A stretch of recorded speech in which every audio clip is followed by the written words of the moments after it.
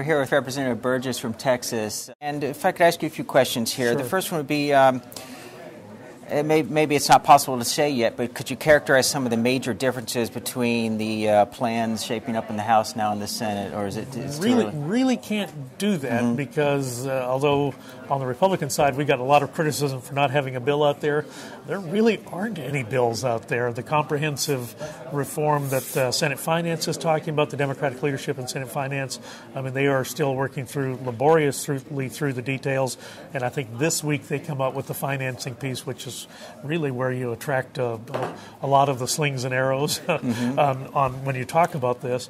The president had some specific things he talked about during the campaign, but really there's been no specifics come forward out of the White House. And in fact, the president said that he was going to provide guideposts and guidelines, and it was up to the congressional committees to write the legislation. I'll tell you, on the House side, the Democratic leadership certainly has not included the House Republicans, and you even hear some rumblings that they aren't including conservative Democrats in the writing of the health care bill. And I've always had this great fear that the cake is really already baked. We just haven't seen it yet, and it's in the Speaker's office waiting, ready to go after we finish climate change that we're going to take up this week. So there are a lot of moving parts out there. Could you estimate a time? So if this week the Senate might give us a first glimpse, how many weeks or behind would be the House plan? Well, I think you will see some plans come out of the House. I think Paul Ryan, on the ranking member on the Budget Committee, has said that he's going to come out with his plan this week. I know that the ranking members on Energy and Commerce and Ways and Means have been talking, and certainly you have the Roy Blunt group that's been working. The healthcare task force that leadership assembled earlier this year has been working. So any one of those groups may come out with some type of product this week. The Senate Finance Committee has sent a letter to the president that they would have something on the floor of the Senate in early June. We'll see if they hold to that time frame. I'm sure Senate Republicans have a counter proposal that they're likely to put out about the same time. Okay. What about specifically whether there would be a plan to require or mandate everyone to have insurance, just so they'd be taxed? How is that shaping up in the House? I would. Certainly no group I work with is seriously considering mandates. Mandates in a free society just don't work. We've tried them in a number of different venues, and you just don't get the bang for the buck you think you're going to get.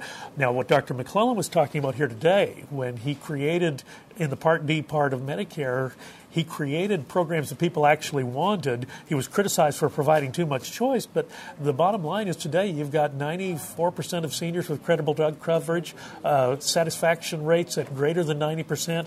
I mean, that's a pretty powerful story, and I think that's the type of model we ought to emulate, not going the direction of mandates where even under the best of circumstances you're going to have about an 85% compliance rate. Some people will just choose to go uninsured because either you can't make me take it or it's still too expensive, I can't afford it. People will run the risk of the fines or whatever will be imposed. And then the other aspect, you're quite correct, there is likely going to be some type of employer tax or payroll tax that will also fund part of that program. And right now it's just not the time to do that. That's interesting. Maybe I read the New York Times. The New York Times was reporting yesterday that they thought the Senate would propose mandates or require everyone to have an insurance policy. The insurance companies love mandates because, after all, they're going to sell a lot of product. Okay. But do you really is that the best environment? Does that remove some market sensitivity from the insurance companies? And again, my opinion would be we can find a way to do this without mandates. Let's have people opt out. If their employer offers them insurance, they have to opt out of that care. They don't opt in, they have to opt out. If they're eligible for S-CHIP or Medicaid, they have to opt out. They're automatically covered if they meet the enrollment criteria. There are other ways we can look at capturing people into the system, to be sure, but just to put a blanket mandate as they did, an individual mandate as they did in Massachusetts, I don't think that's the best direction to go. You make insurance cost more money, more likely to be restrictive on the provider side, which is something I'm always concerned about. Who's going to set the level of provider reimbursement in that environment? These are some very, very tricky things that you encounter when you go down the road of mandates. All right. 1 week ago, various private industry representatives, AvidMed, Pharma, and the health insurance groups pledged, it was reported that they would reduce growth and so forth. Do you think that's possible? What are your how would you like to see pharmaceutical or health insurance groups reduce the growth of spending? What ways do you have in mind that you think they could easily, the low-hanging fruit? Well, I think the insurance companies, AHIP did identify some of the ways. They can streamline some of their paperwork procedures. They can streamline some of their credentialing procedures. I just don't understand what took them so long.